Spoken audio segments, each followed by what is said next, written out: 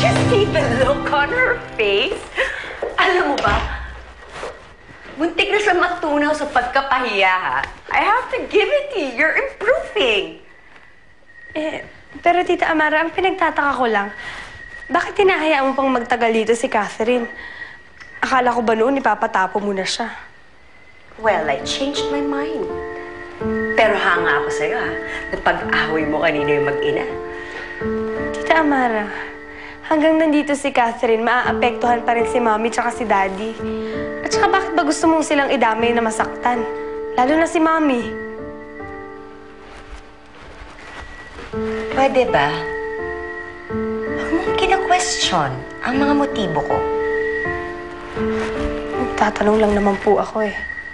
Alam mo, gawin mo na lang yung trabaho mo bilang Maylene. At huwag mo papakialaman.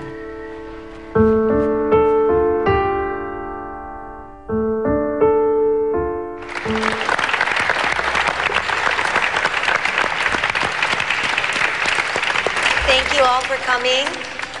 As part of the Fuente Bella tradition, sabay-sabay nating iilawan ang Christmas tree bilang tanda ng pagiging isang pamilya natin itong Kapaskuhan. Let me present to you my brother, Ferdinand Fuentebella.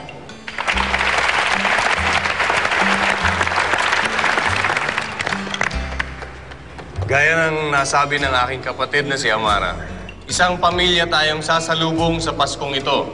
At sa okasyong ito, hindi na ako mag-iisa. Makakasama na akong mag-iilaw sa ating Christmas tree. Pakikilala ko sa inyo, ang aking may bahay, walang iba kung hindi si Lilian.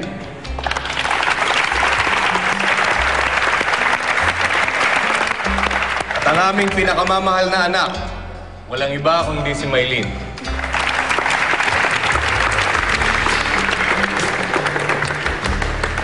So ano pang hinihintay natin? Simulan na natin ang countdown.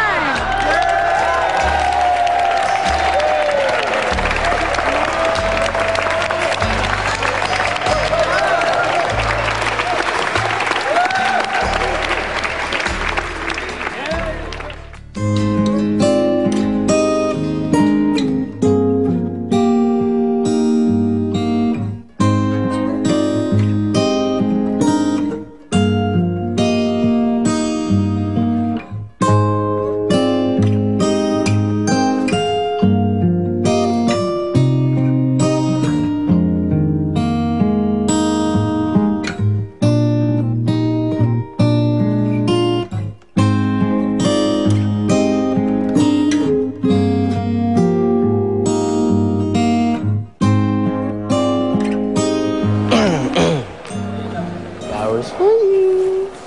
Jeffrey, ano ba yan? Baka kasi hindi ka na mabad trip sa akin.